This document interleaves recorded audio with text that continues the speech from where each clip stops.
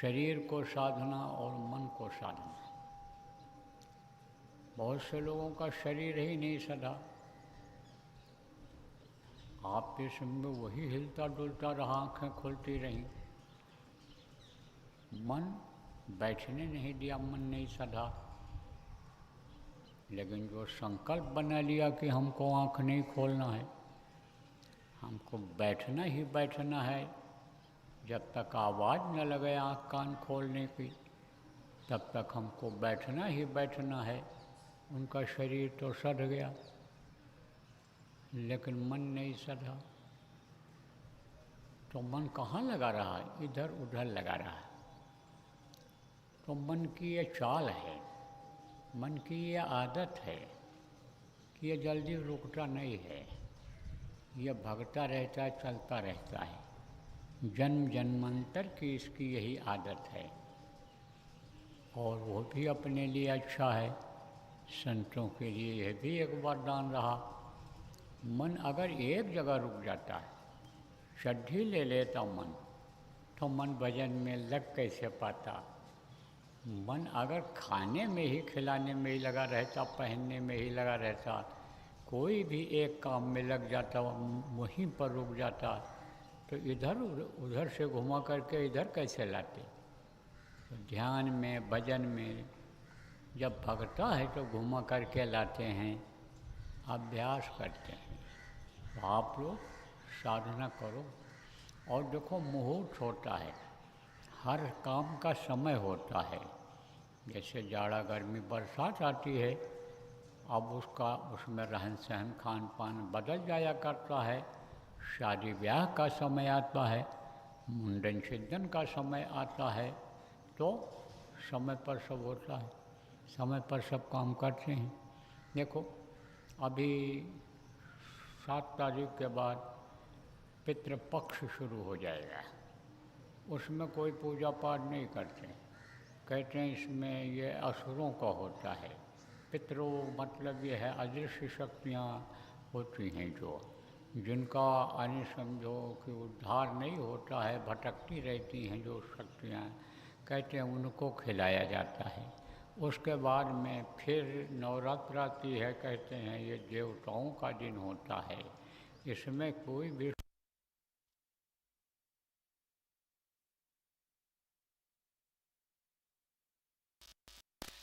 और दिन में कोई भी शुभ काम करो तो उसमें बाधा नहीं आती है। तो मुहूर्त होता है। ऐसे ही ये समझ लो प्रेमियों कि एक मुहूर्त है, ये समय है कि इसमें बाधा कम आएगी, इसमें मन रुकने की कोशिश करेगा। जब रोकोगे रुक जाएगा मन, और जब मन रुक जाएगा तब वस्तु ठौर की ठौर, तब फिर वस्तु ठौर का ठौर है, कहीं इधर उधर जाने की ज़रूरत नहीं पड़ेगी। तो आप सब लोग साधना शिविर लगवाओ, जहाँ जहाँ आप लगवा सकते हो लगवा दो। अभी आप ये समझो कि 10 दिन का समय आपके पास है, 10-11 दिन में आप पूरा कर दो। आपके यहीं देखो, यानी पिछड़ा हुआ है साधना शिविर, यहाँ अब तक पूरा हो जाना चाहिए। यह आश्रम है, ये जगह बनाई गई किस लिए बनाई गई? कि ये कोई सैर सपाटा के लिए नहीं बनाई गई, ये कोई पका के खाने की जगह नहीं बनाई गई। पका के तो घर में भी खाते हो, गौ सेवा आप घर में भी करते हो, गौशाला में सेवा करो गौओं की, ये कोई नहीं है। अस्पताल तो आप जगह जगह देखते हो खुला हुआ, जो यहाँ खोले हुए हो। तो ये कोई काम ऐसा नहीं है कि जो आपके काम आवे जीवात्मा के। ये जगह बनाई गई भजन के लिए, ध्यान के लिए। तो भजन ध्यान यहाँ तो पूरा कर लेना चाहिए था अब तक, लेकिन आपका पूरा नहीं हो पाया। चलो कोई बात नहीं, हमको खबर लगी है कि कल गोष्ठी जो हुई थी, मीटिंग हुई थी, उसमें आप लोगों ने योजना बना लिया है कि हम समय से पहले पूरा कर लेंगे। तो आप पूरा कर लो। इसके अलावा देखो, जहाँ जहाँ भी लग सकती है साधना शिविर, वहाँ वहाँ आप लोग लगवा दो। ज़िले के जिम्मेदार बन गए, तहसील के जिम्मेदार बन गए, तो जिम्मेदार खाली नाम न लिखा रह जाए, आपको सम्मान ही न मिले, आप कुछ काम भी करो। तो जितने भी तहसीलों के जिम्मेदार यहाँ पर हो या अभी लोग आएंगे, सत्संग के बाद बैठ कर के आप लोग जो जिला के जिम्मेदार यहाँ पर हो उनके साथ मीटिंग करो और उनकी योजना बनवाओ। जहाँ 10 आदमी भी हैं, 15 आदमी भी हैं सत्संगी, वहाँ भी साधना शिविर 3 दिन की लगवा सकते हो आप। अखंड साधना शिविर वहाँ भी लग सकती है। बस उनका मन बनाने की ज़रूरत है, उनको समझाने की ज़रूरत है। फिर जब वो समझ जाएंगे कि इससे क्या लाभ हमको मिलेगा, क्या फ़ायदा होगा, ये क्यों करना चाहिए, जब सारी बातों को आप अपनी ही भाषा में जो जितना जानते हो उनको समझा ले जाओगे। आप जो साधक लोग हो, आपको जो शांति मिली, सुख मिला, आनंद आया, उनको बताओ भाई करके देखो, आनंद आता है, शांति मिलती है, तो उनको समझाओ। तो उनके समझ में अगर आ जाएगा तो वो लगातार फिर बैठेंगे, उठेंगे भी पानी पेशाब के लिए तो फिर आकर के बैठ जाएंगे। तो वही आदमियों का आप बैच बनवा दो, 4-4, 3-3 घंटे, 2-2 घंटे जो बैठ सकें। पूछ लो कितना देर लगातार बैठ सकते हो, तो उसने कि आप उनकी ड्यूटी लगा दो, वहीं पर लिस्ट तैयार करा दो और फिर लगवा दो साधना शिविर, बराबर चलती रहेगी। आसपास के लोग जो आते हैं उनके पानी पेशाब, ज़रूरत पड़ने पर रोटी 2 रोटी की व्यवस्था करा दो। भूख लगती ही नहीं है जब साधना में बैठ जाता आदमी। अरे 50-53 घंटे बैठे रहे, 56 घंटे बैठे रहे, उठे जब तब बोले मालूम पड़ा अभी बैठे हैं, न भूख न प्यास न टट्टी न पेशाब। तो बैठ जाने के बाद तो भूख लगती ही नहीं है, इच्छाएं सब खत्म हो जाती हैं। लेकिन यानी भूख लगी है तो 2 रोटी मिल जाए, कभी भी हो ऐसी व्यवस्था बनवा लो कि जिससे दूर दूर के लोग अगर आ जाते हैं। इक्का दुक्का कोई है जहाँ नहीं चल सकती साधना शिविर, पता चला तहसील में इस जगह पर लगा हुआ है, ज़िले में इस जगह पर लगा हुआ है, और वहाँ आ जाएं तो उनको 2 रोटी मिल जाए। तो ये सारी व्यवस्था आप लोग करा दो, ये समय निकल जाएगा। पकाने खाने का घर में, जानवरों की देख रेख करने का, पति की सेवा करने का, सास ससुर की सेवा करने का, बच्चों की सेवा करने का, पत्नी की सेवा करने का, माँ बाप की सेवा करने का, यह अवसर तो आपको मिलता रहा है, मिलेगा। लेकिन साधना शिविर लगवाने का आपको मौका नहीं मिलेगा, साधना शिविर में बैठने का मौका नहीं मिलेगा, और मिलेगा भी तो उसका रूप बदल जाएगा, उसका समय बदल जाएगा, उसका मुहूर्त बदल जाएगा। इसलिए आप लोग ये काम प्रेमियों पूरा कर लो। यह हमारी आवाज़ जितने भी लोग सुन रहे हो, जो लोग इस यूट्यूब को देखो, आप लोगों को बताओ कि आज के दिन यहाँ पर सुबह ये बात सब लोगों के लिए, देश विदेश में जितने भी प्रेमी रहते हैं, बताई गई है। तो आप सब लोग इस समाचार को लोगों तक पहुंचा दो कि समय की कीमत होती है, समय निकल जाएगा तो फिर वो समय वापस जीवन में नहीं आएगा। इसलिए साधना शिविरें जो वहाँ रह गई हैं, वहाँ प्रेमियों आप सब लोग लगवा दो। जितने भी जिम्मेदार हो, सब काम थोड़ा ढीला दे करके केवल ज़रूरी काम ही करो, बाकी जो दूसरा नंबर तीसरा नंबर का काम है उस पर थोड़ी देर के लिए विराम लगा करके, और इस काम को आप लोग जगह जगह पर साधना शिविर लगवाने के काम को पूरा करवा दो। देखो प्रेमियों, यह न सोचो कि ये मेरा आदेश है, ये गुरु महाराज का आदेश समझ करके करना। जीवों के हित के लिए गुरु महाराज बहुत मेहनत किया।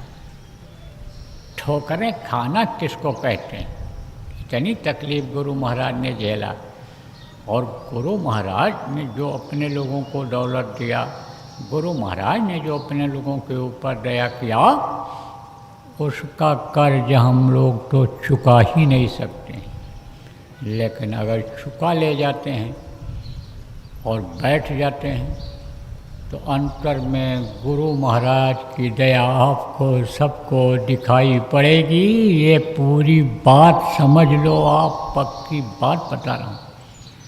और तब गुरु की पहचान हो पाएगी। बाहर से तो आप देखते रहे, गुरु महाराज की पहचान नहीं हो पाई। और उस समय पर जो गुरु ने युक्ति बताई, उपाय बताया, ध्यान लगाने का, भजन करने का, जिन्होंने किया उनको पहचान हो गई। लेकिन बहुत से लोग बेचारे चले गए। अगर आज वो होते तो कुर्बान हो जाते इस आदेश पर, साधना शिविर लगवाने पर। वो तो घर छोड़ करके भी निकल सकते थे, जगह जगह जा कर के समझाने का और साधना शिविर लगाने का। गुरु को समझना, मुर्शिद को समझना, ये कोई आसान काम है? कोई आसान काम नहीं। आप ये समझो, हाथ रस के वो तुलसी साहब जी महाराज, आप ये समझो कि राजा थे। कहाँ के राजा? पूना के राज परिवार से थे। उनके पिताजी कार्यभार उनको दे करके संन्यास लेना चाहते थे, क्योंकि अपने बेटों को ही जिम्मेदारी दे करके जब उम्र हो जाती थी तब पिताजी लोग चले जाते थे तपस्या करने के लिए, साधना करने के लिए, कहीं स्थान एकांत बना लेते थे। तो इनकी इच्छा शुरू से ही रही प्रभु के प्रेम में लीन होने की। संस्कार इनका था, इसी काम के लिए भेजे गए थे। आत्मा इनकी इस तरह की थी, इसलिए वो चीज़ इनको नहीं भाई। और जब सोचे कि अब ये हमको फंसा देंगे इस गृहस्थी में, तो चुपचाप निकल गए घर छोड़ करके। बहुत भटके, भटकना बहुत पड़ता है संतों को, महात्माओं को बहुत भटकना पड़ता है। भटक भुटुक करके समझो कुछ दिन कानपुर रहे, आप समझो बिठूर में रहे, कई जगहों पर रहे। उसके बाद में हाथरस उत्तर प्रदेश पहुंच गए। वहाँ पर इन्होंने कुटिया बनाया और वहीं से इन्होंने संत मत का विस्तार किया। तो इन्होंने लिखा कि हूँ विदेह पर देह धराऊँ, शब्दावली में इनके लिखा है। तो एक औरत ने पढ़ा, बुद्धिजीवी थी। बुद्धिजीवी किसको कहते हैं? पढ़ी लिखी औरत को बुद्धिजीवी कहते हैं, पढ़े लिखे आदमी को बुद्धिजीवी कहते हैं। तो बुद्धिजीवियों के समझ में जल्दी यह संत मत नहीं आता है। और लेकिन जो अनपढ़ होते हैं समझ जाते हैं, वो प्रैक्टिकल करते हैं। प्रैक्टिकल करते हैं तो अनुभव हो जाता है। प्रैक्टिकल किसको कहते हैं? कि जैसे शक्कर और पानी अलग अलग है, और शक्कर को आप पानी में मिला दोगे तो शरबत बन जाएगा। नहीं तो शरबत शरबत कहते रहो कि शरबत ऐसे बनता है, ना बना पाओगे, ना बनाओगे तो आप ये समझो कि कैसे स्वाद का पता चलेगा। और जब बनाने लग जाओगे तब अंदाज़ा हो जाएगा। क्या अंदाज़ा हो जाएगा? कि भाई शक्कर ज़्यादा हो जाएगा तो भी नहीं पी मिलेगा, कम रहेगा तो भी अच्छा नहीं लगेगा, तो इतना होना चाहिए। इसमें हमारे पीने में मिठास भी आ जाएगी, ज़्यादा भी यानी समझो कि यानी मिठास भी नहीं रहेगी, ये अंदाज़ा लग जाएगा। तो उसको प्रैक्टिकल कहते हैं। यानी चीनी और पानी दो चीज़ों की जानकारी हो गई कि इसको जब इसमें मिलाते हैं तब यानी शरबत बनता है, शिकंजी बन जाती है। इसमें नींबू डाल देते हैं, कोई एसेंस डाल देते हैं, कोई अन्य चीज़ डाल देते हैं। दही बहुत से लोग डाल देते हैं, कुछ लोग दूध भी डाल देते हैं, हालांकि दही ज़्यादा फ़ायदेमंद होता है। तो आप ये समझो प्रेमियों कि जब प्रैक्टिकल करते हैं तो पता चलता है। तो बुद्धिजीवी लोग जल्दी प्रैक्टिकल नहीं करते हैं। और गांव का आदमी जिसको ज़रूरत होती है, प्यास बुझाना होता है जिसको, वो यानी समझो जल्दी से प्रैक्टिकल कर लेता है। तो बुद्धिजीवी औरत थी, तो उसने एक दिन सवाल कर दिया, कहा कि आपकी शब्दावली में लिखा है कि हूँ रिविदेह पर देह धरऊँ, तो मैं तो देख रही हूँ कि आप यानी सदेह खड़े हुए हो, देह आपका दिखाई पड़ रहा है, तो मैं कैसे मानूँ कि आप विदेह हो, मैं कैसे मानूँ कि आप निराकार हो जब साकार दिखाई पड़ रहे हो। तब बोले कि अच्छा तो हमको तू पकड़। अब वो दौड़े पकड़ने के लिए, ऐसे अपने गोदी में ऐसे यानी उसमें हाथ में बाँह में लेने के लिए कोशिश करे, वो पकड़ न पावे। बहुत दौड़े, मालूम पड़े कि जैसे ऐसे चले जा रहे हैं, पकड़ने कोशिश करे, पकड़ न पावे। आखिर में हार गई और चरणों पर गिर पड़ी और बोले मुझे माफ़ कर दीजिए, मुझे पता चल गया कि आप कौन हैं, कैसी शक्ति है आप में, कौन है आप, हैं आप शरीर में लेकिन आप विदेही हैं, आप निराकार रूप आपका है, आपका यह साकार रूप यानी समझो इस धरती पर है, लेकिन आपकी जो आत्मा है वो निराकार से जुड़ी हुई है। अब मेरे समझ में आ गया। बोले अभी तेरे समझ में क्या आया, तू माया की दासी है, आज तो तेरे समझ कुछ आ गया, फिर जाएगी, फिर उसी में फंस जाएगी। तुझे समझ में क्या आया, तेरे समझ में तब आएगा जब तू जानने की कोशिश करेगी। बाद में उसी ने नामदान लिया और भजन किया और अच्छी साधक बन गई, सब कुछ समझ गई। तो देखो प्रेमी, समझ में आएगा, किसके समझ में आएगा, सोई जाने ते देव जनई, और जानत तुम्हें हो जाई।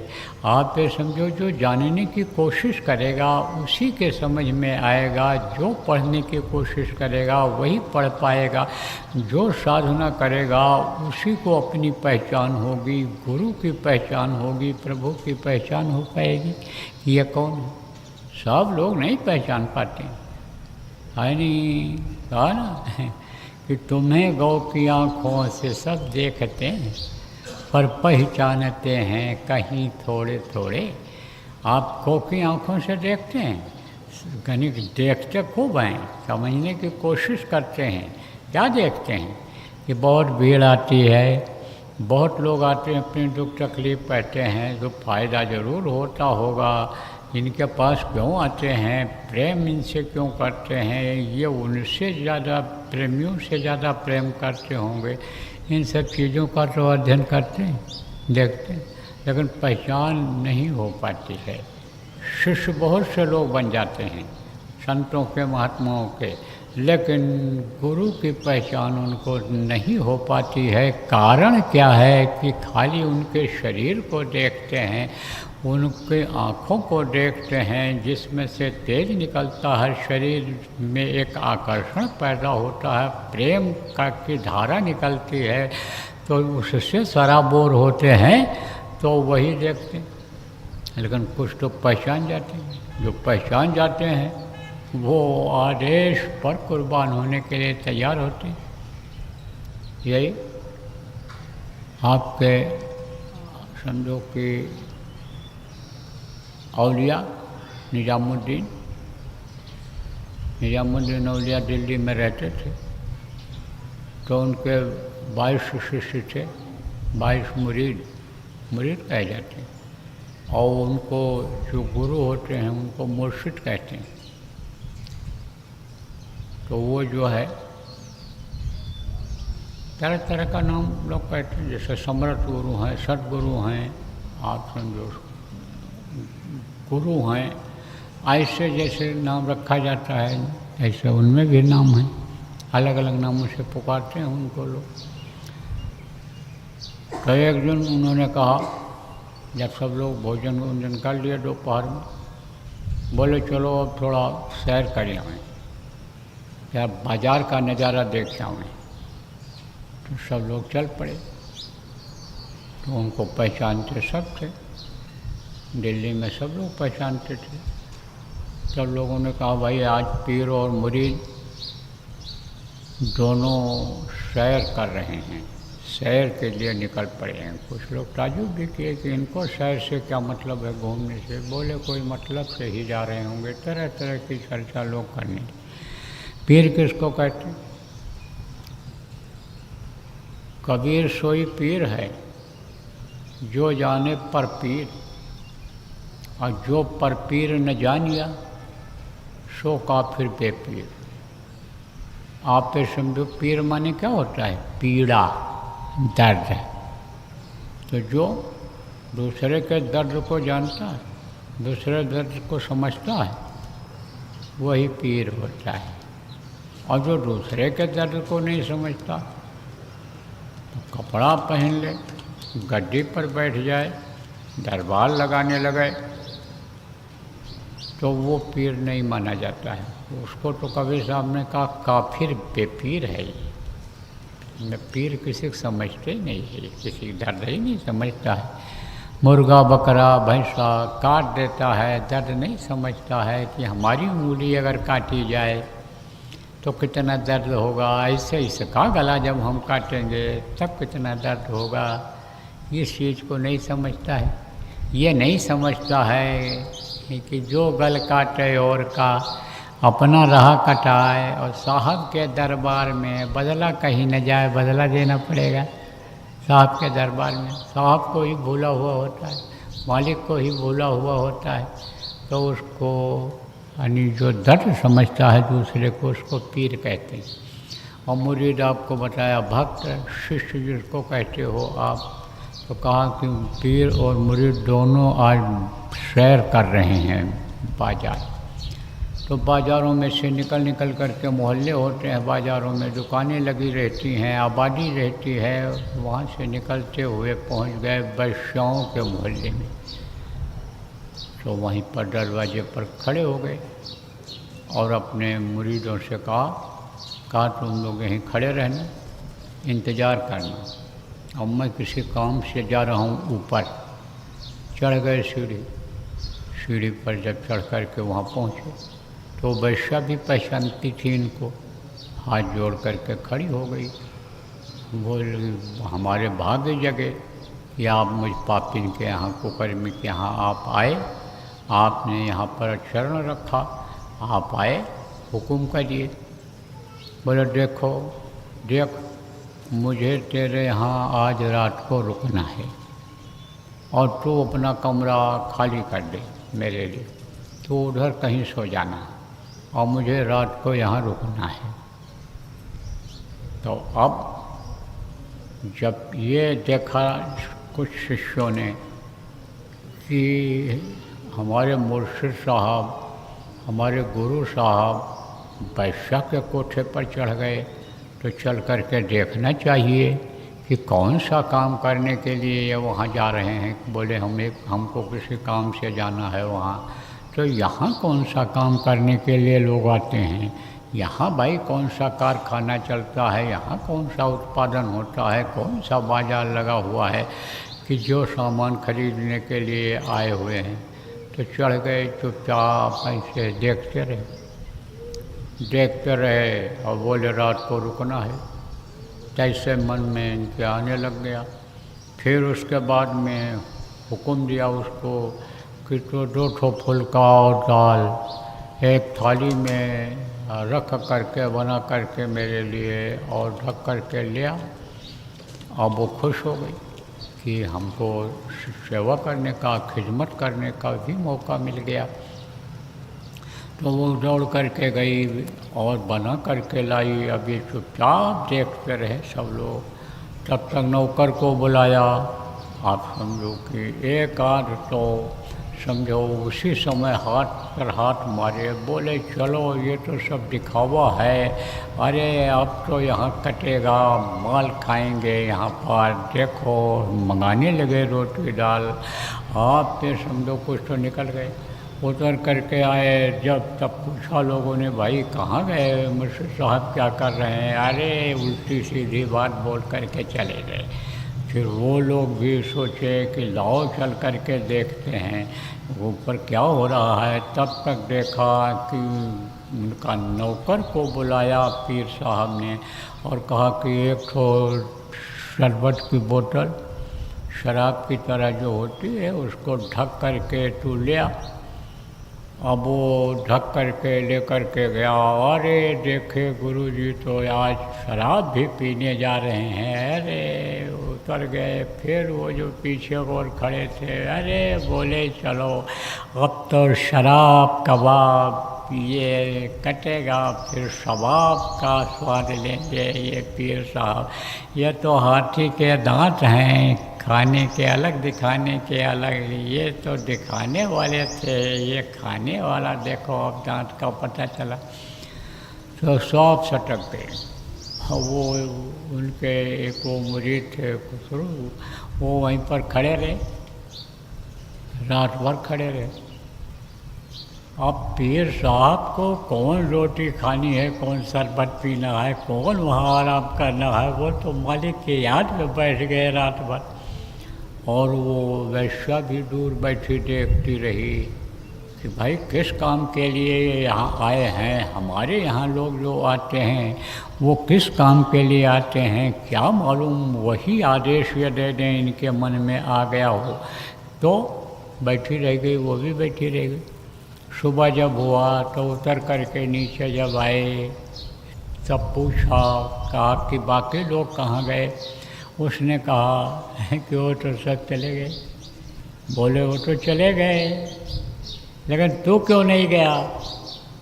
तब उसने कहा, जाऊँ कहाँ तज चरण तुम्हारे, मेरे लिए ठिकाना कहाँ है, मैं कहाँ जाऊँ।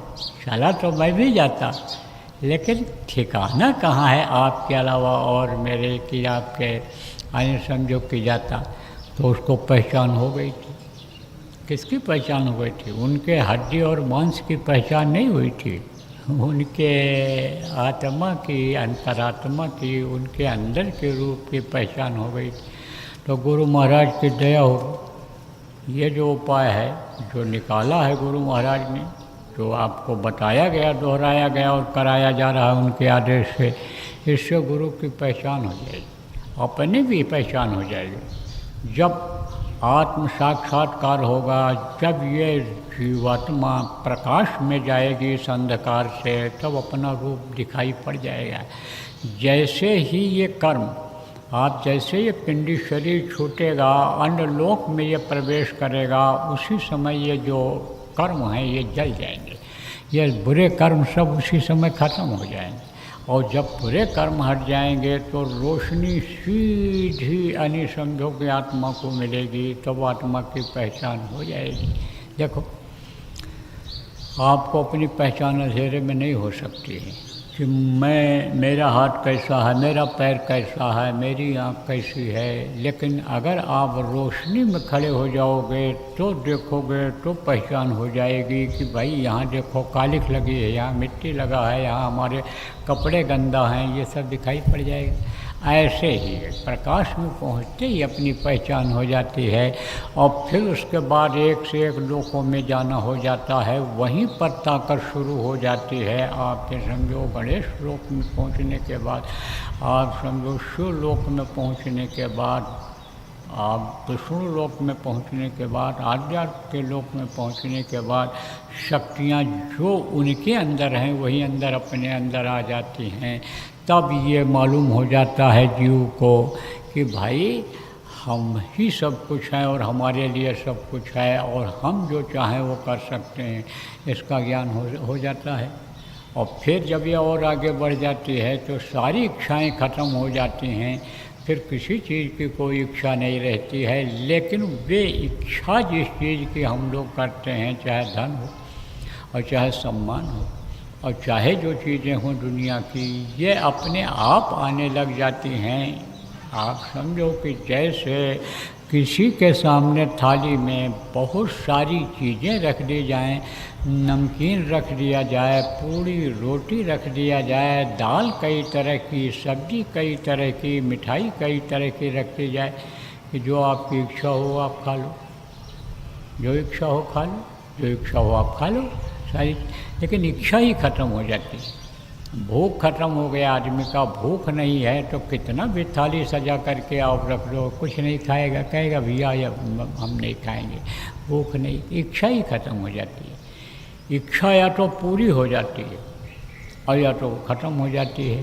तो इच्छा पूरी करने की भी इच्छा ख़त्म हो जाती है। तो प्रेमियों फिर कहते हैं, जिसको कछु न चाहिए सोई शहंशाह, वही बादशाह हो जाता है, वही राजा हो जाता है, वही अलग हो जाता है। बादशाह किसको कहते हैं? जो जनता से अलग रहता है, जनता से अलग पहनावा जिसका होता है, जनता प्रजा से जिसका अलग रहन सहन विचार भावनाएं होती हैं, वही राजा होता है। तो सबसे अलग हो जाओगे आप। सब ये चीज़ें, ये जितनी गंदगी हैं, जितनी ख्वाहिश है, ये सब आपकी ख़त्म होती चली जाएगी धीरे धीरे, और जीवन सार्थक हो जाएगा, अपना काम बन जाएगा। बाकी ये काम जो अपना समझ करके कर रहे हो, इसमें फंसे नहीं रह जाओगे। तो बराबर ध्यान भजन करने की बच्चियों आदत डालो। और अभी साधना शिविर जहाँ भी लगे आसपास में आपके, वहाँ जो भी नामदानी या महिलाएं हैं, बच्चियां हैं, उनको आप बैठाओ।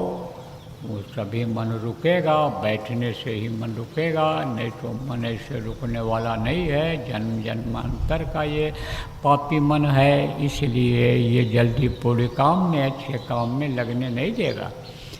और अभी आप लोगों को दूसरा आदेश मिलेगा, जल्दी मिल जाएगा। ये चारों चरण पूरे हो जाएं, फिर आपको जल्दी आदेश मिल जाएगा। नवरात्र से पहले आदेश मिल जाएगा आपको, तो वो ज़्यादा फलदायी होगा, साधना से संबंधित होगा, वो ज़्यादा फलदायी होगा। तो उस आदेश को लागू होने से पहले ये चारों चरण का आपको साधना शिविर है, इसको लगा लो। आप समझो, चित्त की साधना, बुद्धि की साधना, अंतःकरण की साधना और विवेक की साधना, यह इसका नाम रखा गया है। चित्त जब तक लगेगा नहीं भजन में, तब तक आपका मतलब मन कहेगा नहीं। तो मन लग जाए, चित्त लग जाए, तो 3 दिन अगर लगातार लोग किए होंगे, समय ज़्यादा दिए होंगे, तो चित्त चिंतन करने लगा होगा कि अकेला काम यह है, सुख यहाँ पर है, शांति यहाँ पर है। और आप फिर समझो कि 3 दिन का फिर यानी बुद्धि के साधना, बुद्धि ही नहीं लगा पाते, बुद्धि ही नहीं काम करती है। चित्त जो चिंतन करता है, बुद्धि उसका साथ नहीं देता है, तो बुद्धि की सुख से बुद्धि प्रखर होती, बुद्धि सही होती। कहते बुद्धि इनकी नहीं काम करती है, तो आप ये समझो बुद्धि काम करने लग जाती है इस काम के लिए। और अगर आप समझो कि 3 दिन इसमें बैठ गए होते, तीसरे साधना शिविर में बैठे होते, तो इससे आपका अंतःकरण साफ होता, ये जो गंदगी है अंदर में कर्मों की ये साफ होती, फिर विवेक हो जाता आपको, और इस पर आप अधिक हो जाते। तो वो तो समय निकाल दिया आप। जो नहीं लगा पाए, नहीं बैठ पाए, तो चलो कोई बात नहीं है। देने वाले का बड़ा लंबा हाथ है, सफाई करने वाले के हाथ में ऐसा गुण होता है कि कोई चीज़ की सफाई करना होता है तो उसको, जिसको जानकारी होती है, कैसा भी दाग क्यों न हो, तो उसको साफ कर देते हैं।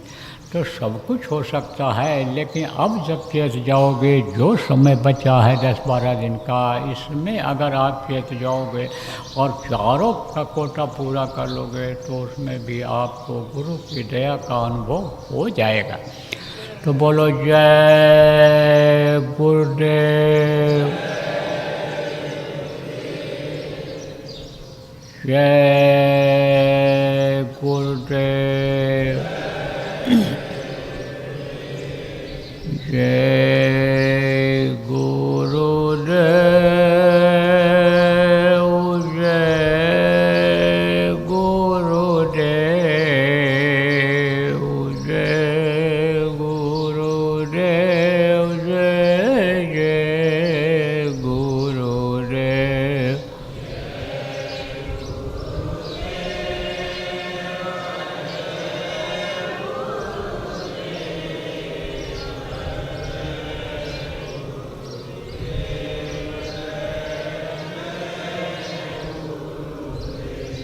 जय गुरुदेव,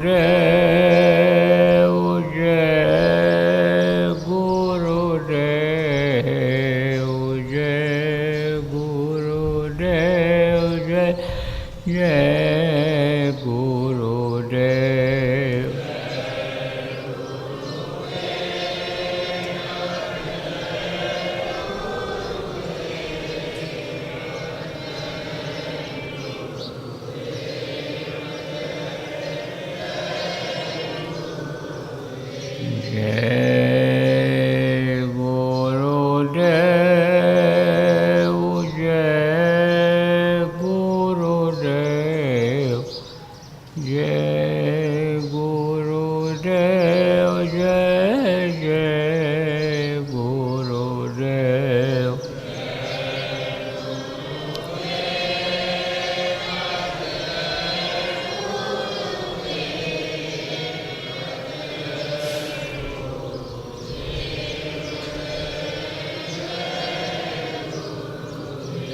जय गुरुदेव,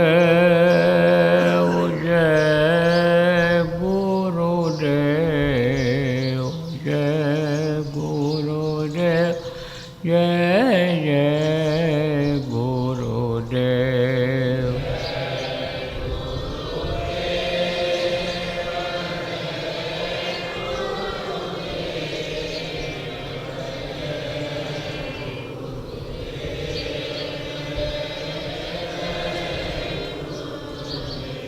जय गुरुदेव, जय गुरुदेव, जय गुरुदेव, जय जय गुरुदेव।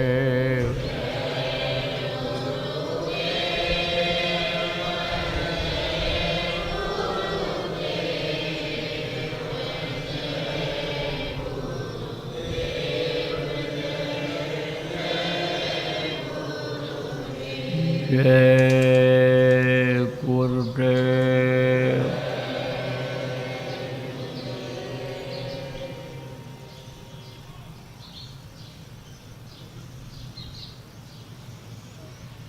बारह बजे से हो जाएगा, जब आपने प्रचार किया है सत्संग का, 12 बजे से हो जाएगा और नए लोग आ जाएंगे। नामदान भी दे दिया जाएगा गुरु महाराज के दया से। जो लोग आप खबर कर सकते हो खबर कर दो नए लोगों को, जो मिलने जुलने वाले हैं, रिश्तेदार हैं, परिवार के लोग हैं, नामदान नहीं लिए हैं तो बता दो कि नामदान होगा, आना हो तो आ जाएंगे। बोलो जय